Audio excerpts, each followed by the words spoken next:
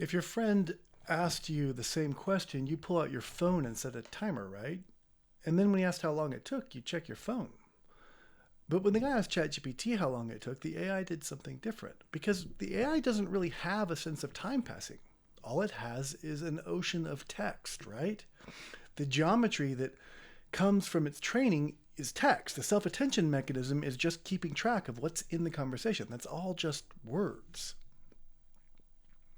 In 2023, a lawyer, Stephen Schwartz, used ChatGPT to submit a brief in the Southern District of New York. The case was Mata versus Avianca Incorporated. ChatGPT did its thing. It's been trained on countless legal briefings, so had no problem getting started. It quickly churned out a brief, and Schwartz ended the conversation with it by asking to confirm all these cases, and it did its thing. It continued the conversation. It found that the likeliest continuation of the conversation from that question was, yeah, all of this is legit. But it turns out it had just totally fabricated 6 different cases with names, citations, procedural histories, and quoted passages, each with a completely fake opinion attributed to a real, identifiable judge. Suffice it to say, the lawyer got in trouble. But if you understand the ideas in the previous lesson, none of this should be particularly shocking. In fact, what would be shocking is if the model did otherwise. I keep saying this, but it's worth repeating.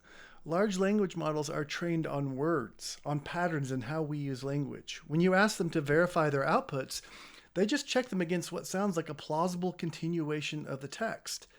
It's autocomplete. And a fluent, well-structured, and completely made-up false sentence is just as good from the model's perspective as the truth.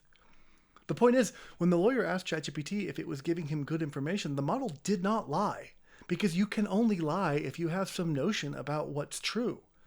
But these models are trained on text, not on reality. They don't have any idea what truth means.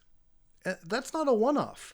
In the years since this incident, there have been over 1,000 documented cases of attorneys submitting AI-generated briefs with fabricated citations. And those are just the ones that get caught.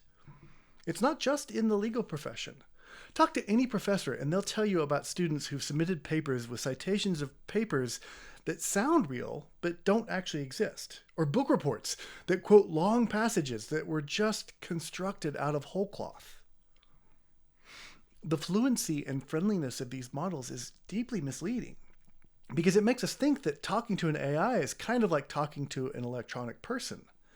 But they're not people, as much as they sometimes seem like they are, because they do not live in the world with us. They do not differentiate between truth and a plausible continuation of text. As impressive as they are, in some sense, they are just autocomplete on steroids.